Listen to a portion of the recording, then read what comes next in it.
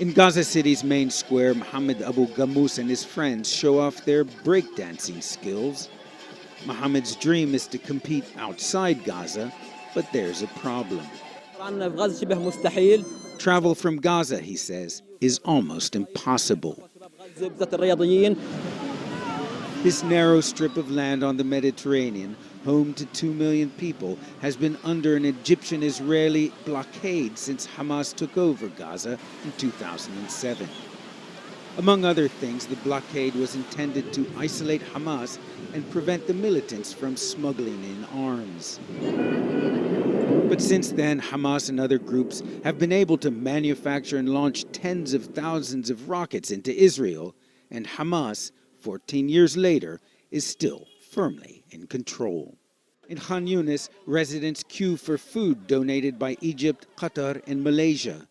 About half the population is dependent on food aid. Unemployment is almost 50%. I asked the young people in the crowd the same question. Have you ever in your whole life traveled outside Gaza? No travel. Everyone gave the same answer. No, never. Like the others, Raida says she's never stepped foot outside Gaza, never been on a plane or a train. Gaza is hemmed in by Israel to the north and east, Egypt to the south.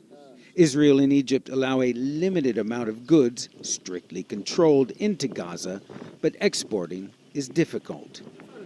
Israel bombed Mohammed Daban's plasticware factory the day before the ceasefire went into effect.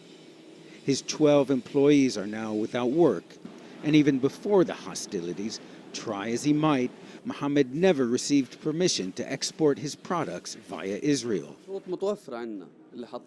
We met all their conditions, he says, but we never received an answer from them if we can export or not.